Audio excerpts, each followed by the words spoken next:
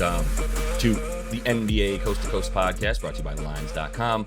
Coming to you from the West Coast, Josh Lander, joined by my guy Nate Weitzer on the East Coast. And it's Thursday night. We've got a roughly 4-game slate here. There is a game in Paris going on between the Bulls and the Pistons. That'll be happening pretty early in the day over here in the States. So we'll be focusing on the other 4 games. In this one, we are taking a look at the marquee matchup. We got the C's playing host to the Golden State Warriors in a matchup of that finals. We are happy to say Steph Curry is playing in this one. We don't know if Jaylen Brown is playing, but we will dive into all of that stuff here in just a minute. Also want you to like and subscribe to that page so you can follow along with us. Check out our other game video and our player props that we're bringing you each and every weekday this season. Also want you to head to thelines.com. You can check out all our great written content up there and use our odds finder tool to make sure you're getting the best juice back on all of those bets you make in the NBA this season. Also want to let you know we do have a special episode about some future stuff, talking with Mark Medina from NBA.com. He surveyed 30 media members that gave him their sort of takes on what's going to happen here in the second half of the season. So we'll talk about how that impacts betting markets with him. Want to make sure to check that out. Nate, let's talk about Thursday night's games here, get into that slate, and then talk about C's and Dubs. Yeah, I mean, the Warriors plus 6.5. It's fluctuated a little bit to 5.5 maybe. And the total has been creeping up from 237 to now 240. So we'll look at that in a second. The Raptors then are -5 in Minnesota. Wolves on a back-to-back. The Nets without KD are actually favored in Phoenix. -1.5. I absolutely love the Suns here tonight. Chris Paul might return. Cam Johnson will return. Ayton is back in there. Tune into that game video to get more on that. And then the Sixers are -2 at Portland. Philly looking good right now, although a lot of teams are looking good when they play the Clippers, which is their last game. So the Warriors, though, I mean, I could say to you, whatever other stats you want to throw at me, they're 2-0 in high-profile grudge matches over the last month and a half. And that is beating the Celtics at home, beating the Grizzlies on Christmas, again, at home. Yes, they have horrible home-road splits. I don't need to go into the exact numbers. We can just look at the record, which is obviously indicative. It's 17-5 at home, 5-17 on the road and neutral sites, if you count them beating the Spurs recently. And then they did get a win in Washington. Definitely some good signs there in terms of Curry going off for 41 on a very high usage rate. They tried to get him going while Clay rested. And we're talking about a veteran team with extra rest now. After playing that back-to-back, they get 2 full days off going up from D.C. to Boston.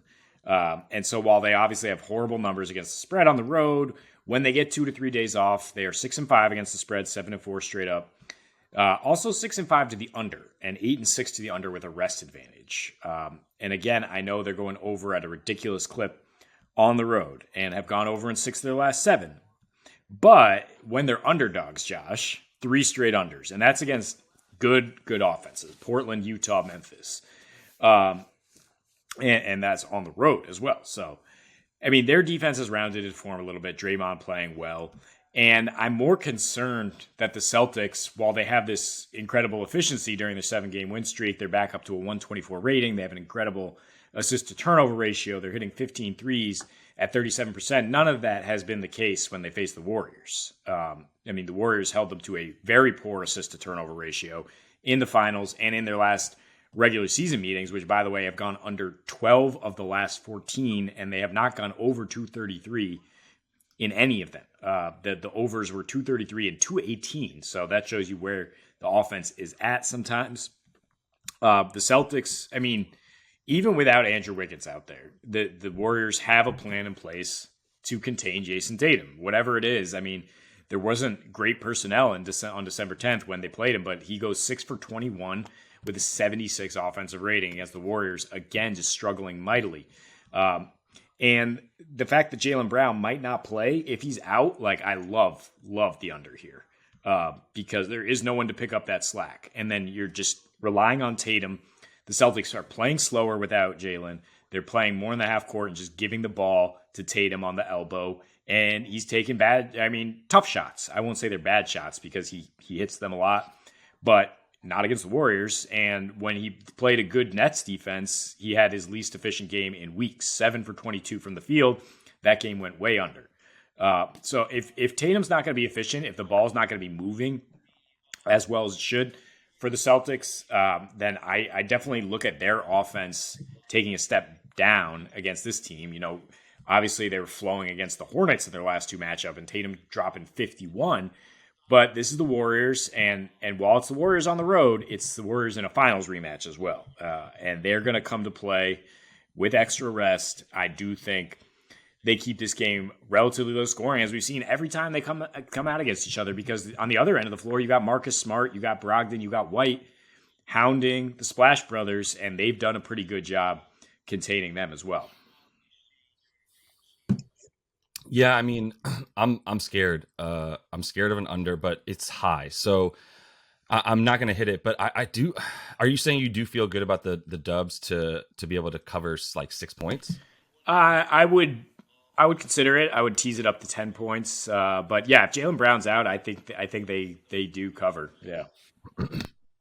Yeah, and you kind of corrected me on some stuff that I found about what they do without Jaylen Brown this season. It's been 5 games, decent enough sample size, not huge, but in 5 games, 130 offensive rating. They are playing at that 94.8 pace, which is about 4 possessions slower per 100 than they play with him. With him. So. But the thing is, they've played the Hornets not just 2 times. They played the Hornets 3 times. They've played the Pistons once without JB this season, and the other game was Brooklyn that they won on the 12th recently, where I believe Brooklyn's missing some guys as well. But either way, not much to work with there, to be honest, when you're playing the Charlotte Hornets 3 times and the Pistons once. So I'm not necessarily going to look into the fact that they increased their 3-point percentage and all that kind of stuff, but I do think there's something to be said for the fact that Malcolm Brogdon and Marcus Smart just go skyrocket in their contributions on offense and their output and really efficiency as well, which is crazy. I mean, Malcolm Brogdon goes from 13 points a game to 20 when JB's out, not in there, and shooting 65% from the field, 62 from deep. Only a few attempts there, but he does get 5 more attempts a game overall from the field. Marcus Smart goes to 16 points and 10 assists a game, almost 11 in 35 minutes without Jaylen Brown in there. So some really, really good numbers for him as well. Bunch more assists, or a few more assists, not too many, but a few more assists. So I don't know what you want to do with that for the total, but I just think there's enough around Boston to come in and support Jason Tatum. Now, obviously, is Tatum going to be the guy that he's been against the Warriors, basically since the finals, or is he going to, be the guy that easily put up 50 points once again against the Hornets? I think that's an interesting question, but the most important question is the and it's alongside that, is the Golden State Warriors defense going to show up on the road at some point this season? I don't know why you would start banking on it now. That's my only thing. So I think your take here is super sharp, to be honest, because obviously everybody is just liking points between these two teams because of that porous defense for the Dubs.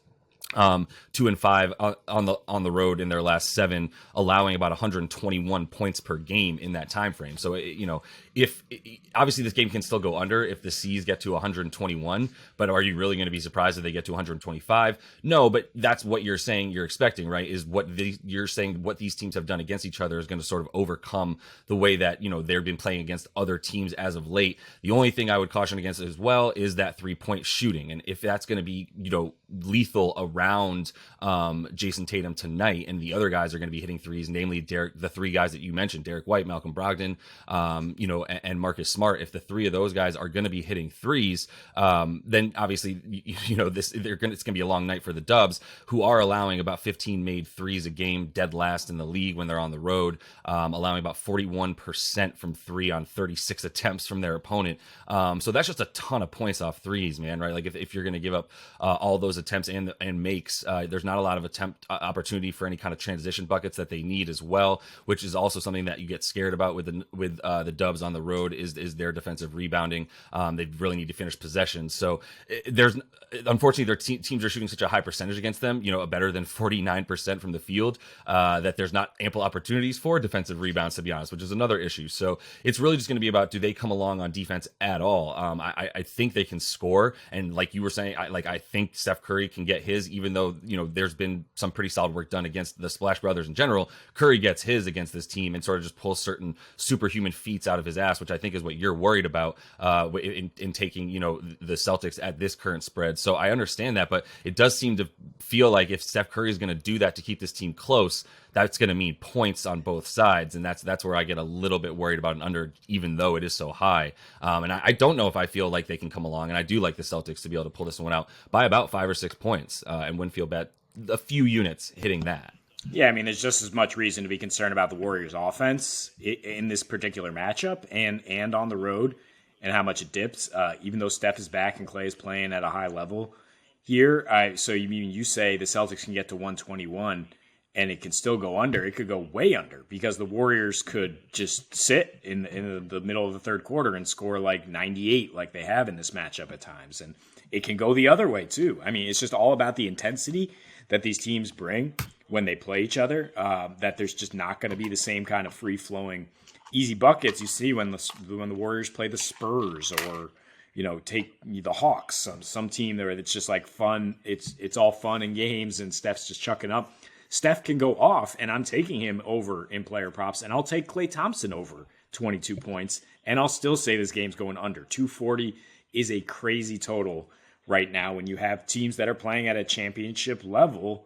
That are capable of it. I won't put the Warriors on that level because they are not right now consistently, but they're capable of it, and they've shown even as far as 6 weeks ago when they played the Celtics that they will ratchet it up and play at that level when they really deem the game important. And I think their only trip to Boston here, I just think there's going to be too much intensity here for it to be a 120 game, and for us to get over this unless it goes to overtime or something.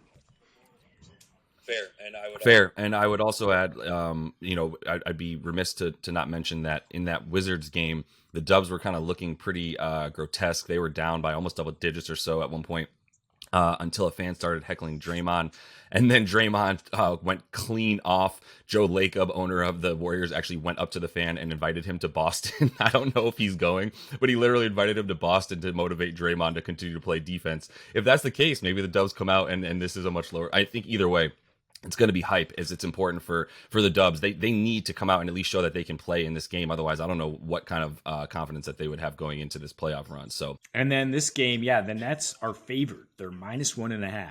The total's at 220, between 220 and 222, wherever you want to find it.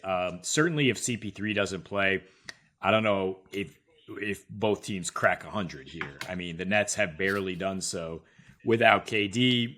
In 3 games, I mean, the results have been, they've just gone from just one of the best teams in the league to one of the worst. In every category you want to look at, he is truly the most valuable guy to his team in this instance. And you look at what happened last year, too, when he had a knee injury in January. They, especially at the start, they were 2-12 straight up and 4-10 against the spread, and a defensive rating of 119, an offense that only got 107 points per game. And so you include these 3 losses, they've now lost 18 of their last 21 without Kevin Durant. And for them to be favored, I know what the Suns are going through. And they, in their own right, have lost 10 of 12.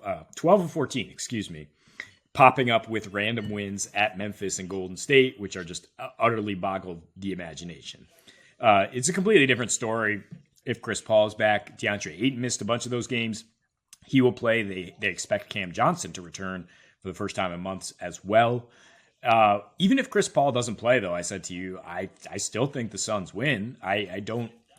This is a Nets team that scored 98 at the Spurs, the worst defense in the league by most metrics, 98 points. That is dropped from first in effective field goal to 28th in 3 games without KD.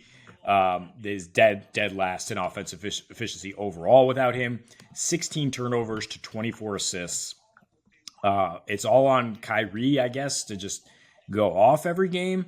He's dealing with a bit of a calf injury that has him listed as probable, and now he gets the full attention of Mikal Bridges with no Durant out there. And I mean, there's just no shooting around him in terms of guys being actually able to connect. I mean, sure, Joe Harris and Seth Curry can pull out of this funk a little bit, but again, they're dead last in 3-point shooting since KD went down and shot just 13% at the Spurs. Both teams do limit points inside the arc very well. The Nets defense is still there, and Jacques Vaughn does a great job of coaching that. The Suns offense is nothing to really trust, although it is much better at home. And they go under an extremely high clip. against the Eastern Conference. For what's that worth? For against the with a rest advantage, they go under. They have 2 days off here. And the Nets have been going under in pretty much every situation, but especially when they're on these skids, 11-4 to the under after a loss. So, I mean, the total's a little low to feel great about an under, because I do think the Suns could suddenly get right, especially with Paul, if Paul does play here, and they could score 120. But I would take the Nets team under, wherever you find that, and just take the Suns as they're even money right now to win this game at home. Look, they're not going to lose every game the rest of the season. I know they're dealing with some dysfunction, but this is an absolute lockdown. This is going to be a win for the Suns after they played 10 of their last 12 on the road. They got to come home and win this one. Man, I don't fully agree with you, and I hate to say that only because of how happy you are in your take on the Suns, and it's not a bad one by any means. The one thing I'm looking at to lead me to just go wait just 1 second is they did lose that game to the Spurs, scoring 98 points without Kyrie, and I think that matters. I understand in the other games they weren't exactly scoring either, right? Against the Thunder, they only dropped 102 and the C's 98. And so, is Kyrie going to make that big of a difference with the 3-point shooting as bad as it is? Probably not. It's sad that the pace is about better than 100 for them. They're basically ninth in pace in their last 3 games without KD, but they just are so bad on offense and so inefficient that they're still barely they're not even scoring 100 points. So the lack of the shooting and the assists were never necessarily a crucial stat for them. But the fact that KD's not in there and now there's no your turn, my turn with him and Kyrie, the offense just doesn't know what to do, and it's going to take 40 points from Kyrie to get this team to 110 points in any shape or fashion, because he's not really creating for others the way that KD does. And there's probably never been a player in the history of the league that can overcome bad offense around him like KD, because there's never been a 7-footer that has the combination of speed and shooting and distance in the entire league. Even Dirk was more of a back you down guy than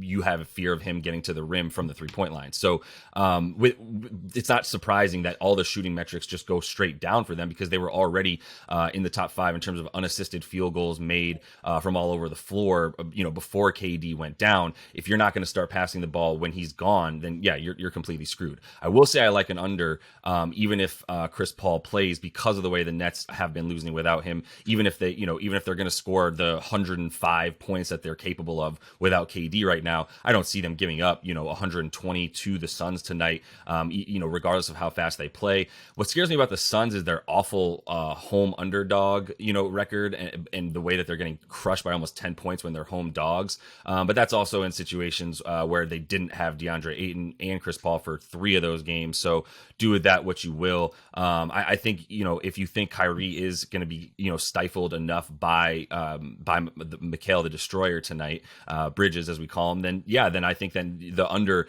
feels really right. I would say that this might make more sense at about 218. It's sitting at 221 right now. I still think anything about 220 or 221 is still good for an under in this game, and that would be what I prefer based on the game theory that you're using, rather than feeling that confident that Kyrie won't be the best player on the floor down the stretch if this one's close, and able to sort of pull out the win for them if there's no Chris Paul on the floor.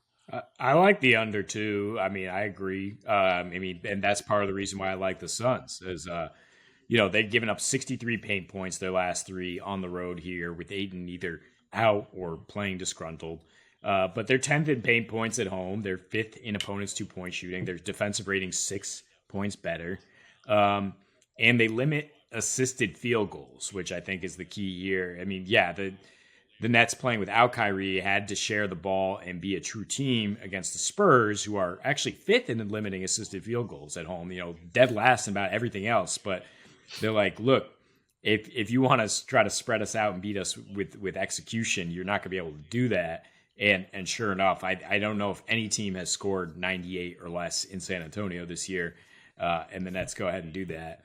It's just who else? I mean, Kyrie can have 40, like you said. I mean, who else is scaring you? TJ Warren or Yeah. Yeah. TJ Warren scares you. Yeah, No, that would be who it was, yeah, though. but yeah, no, it does not frighten me. I mean, the last time these teams met, it was without KD in Phoenix, but with both Harden and Kyrie, and they lose by 10. CP3 obviously inspires a lot of confidence for you if you place this bet now and it's even money, and then Chris Paul's playing, because he had 20 and 14 and was a plus 20 and just controlled that game as he did often the last 2 years. Maybe hasn't necessarily been the same scenario. Whatever's going on behind closed doors, I do think the Suns can pull out of it enough to get this relatively easy win against a wounded Duck here that's still on a long road trip. It just has, again, regressed to one of the worst offensive teams in the league. Yeah, no, I'm not picking Brooklyn. I'm definitely leaning under here. I just wanted to take a little bit of the wind out of your sails and the comfort level. And the only thing I really have to combat that is if Kyrie's going to be amazing down the stretch. That's the only thing you can bank on. If Chris Paul plays, though, this spread is definitely incorrect for sure. So I'd feel good about hitting it now and see how that goes. Did we even say Cam Johnson might be back for them? Looks like he's probably going to play, which, I mean, who knows what he's going to give on his first game. Probably not even going to make 20 minutes. But man, is it good to see somebody out there for the Suns that can play on the wing and make some threes like he can. So, Nate, let's jump into your first one for tonight. I believe Mr. Curry. Yeah, and use the odds finder tool to see that it's minus 104 at FanDuel versus 120 at DraftKings for him to get 28 points. Getting juicy odds at plus 115 to get 5 threes as well. And with Curry, that's not really a high number necessarily. Look, we're taking the Steph in this game. We'd like to look at some Celtics, but Jaylen Brown is questionable or going to try to play through an abductor injury that was originally expected to keep him out another week or so. So there's a lot of unknown on the Celtics side, but with the Warriors, they're on extra rest here. They're coming off a game where Curry posted a 42% usage rate and scored 41 points in his fourth game back, kind of a tune-up, if you will, for a matchup that he has thrived in. The historic Celtics, of course, the finals rematch, we know what he did in the finals, but I'll remind you, 36 points per game on 32% usage, shot 53%, and hit 6.5 threes in the 3 games at Boston. In his last 2 regular season at Boston, 38% usage, 43% usage. You include 1 at home against Boston there. 38 points per game and attempting 47 threes in those 3 games, hitting half of them. So, I mean, and we still say they play pretty good defense on him, Marcus Smart and company, but Curry obviously defines logic. And I think in a big game like this, you expect him to show up. As long as it's close down the stretch, I have a hard time seeing him not getting his 28 or more. Yeah. And probably Klay Thompson, too, at 22.5. And despite that, I still think the total's too high at 240, which is what we're saying in the game video. I think both these guys have a fine game, and Tatum might bounce back a little bit as well, but 240 is too high. Yeah, I mean, you read my mind. It might be a nice little same game parlay if you take both of those dudes overs and an under in this game. I might like that juice there. But either way, the only other guy I would mention to worry about if you are taking an under is Jordan Poole. Has not been negatively impacted by Steph's reappearance on the court and continues to play at a super high level, scoring like 27 a game since Steph's been back. But either way, like Steph, a solid bet in a game that is going to have a really very, very, very, let's not call it championship atmosphere, but all near playoff and definitely the highest competition you can get during the regular season, and that's where Steph is going to continue to thrive like he did in Boston in the finals, as you pointed out. So talking about usage rate, Jojo Embiid continues to just dominate, and I don't know if he's missed too many games already or if he's going to miss any more for that MVP convo. He's not really in it right now, but he's definitely trying. 32.5 points is his prop. I didn't really want to take anything else tonight. Nurkic does a great job of bodying big dudes as they're taking on the Blazers, so I don't really love talking about the rebounds with him. But you can get minus 120 on PointsBet. That was the best place I could find on the odds finder tool there for JoJo to get over 32 points in his last 10, 35 a game, 10 boards as well, and 3.5 assists. But that 41% usage rate is really what it's all about, and that's a direct result of Harden, just sort of taking that more assist heavy and point guard role. Even when Tyrese Maxey has come back in the last roughly 7 games, that has not impacted JoJo's usage at all in the 32 minutes he's playing. Still shooting 55% from the field on 22 field goal attempts and 10 for 12 from the free throw line a game right now, which if you're going to get 10 points off the free throw line like he is, you've really got to feel even better about him getting 33. His last 2 versus Portland, he's averaging 36, only 7 boards. Like I said, a little bit less against Nurkic, as is often the case, unless you're Jokic and still get a triple-double last night versus him, or 2 nights ago. But 59% from the field for JoJo is against Portland his last 2, and has made 17 of 20 in those 2 games combined from the free throw line. So Portland allowing the second most points to centers on the season, 24th in opponents' points in the paint at home, allowing about 53 of those a game, which is where JoJo is going to eat tonight. So despite I hate taking a 33-point prop that I would need to hit to get over, but because I know that this is just going through Joel no matter what right now, especially on the road, the way he's been playing with his team, I'm fine with 33 points against the Blazers. And yeah, I'm right there with you because I'm taking Dame Lillard over 31.5. And this reminds me of last week when we took a lot of props from OKC versus Philly, because the assumption is Philly can't guard anybody. But their pick and roll game is unstoppable on the other end. So we were looking at the 233 total for this game as an over. I still kind of like that, even though, but I kind of pivoted because I like the Suns to beat the Nets much, much more.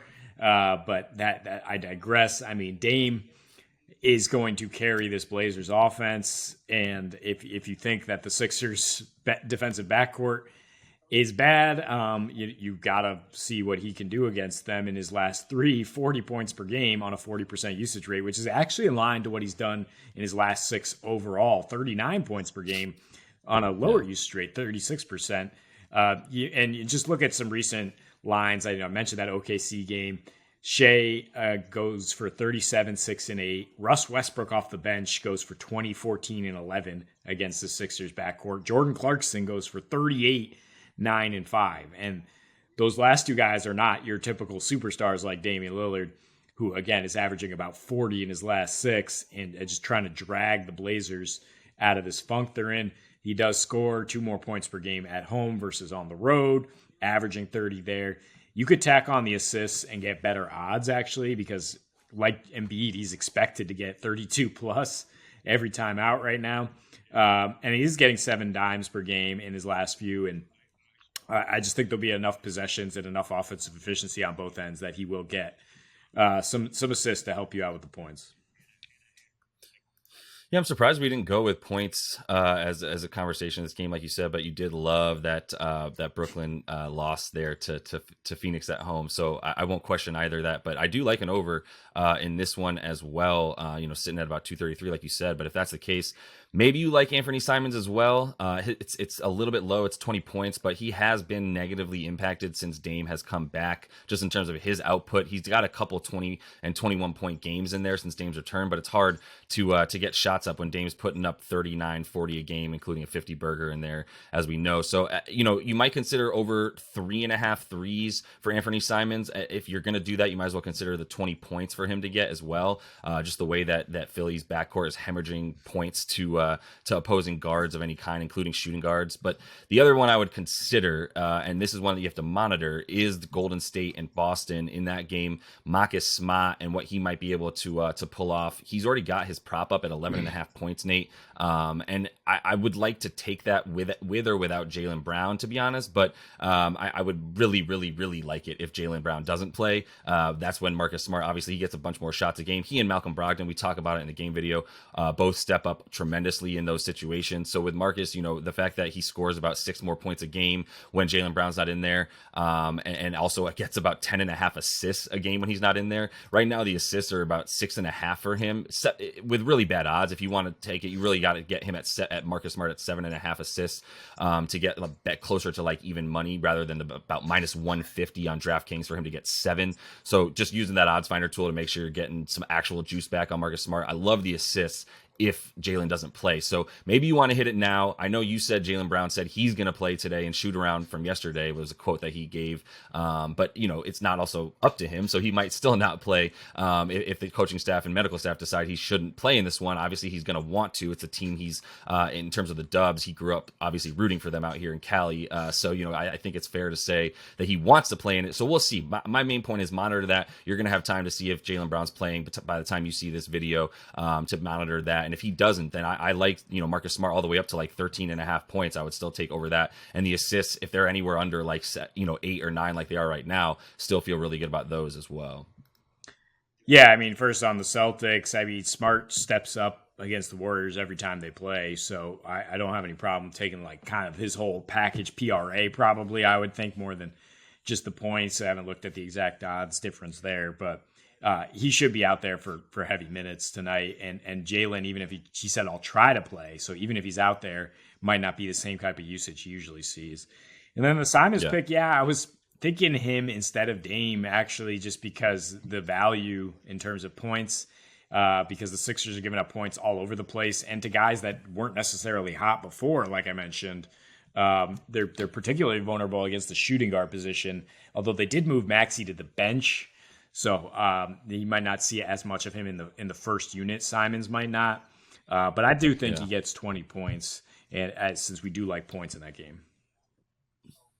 And that is all the time we have for you guys in this one.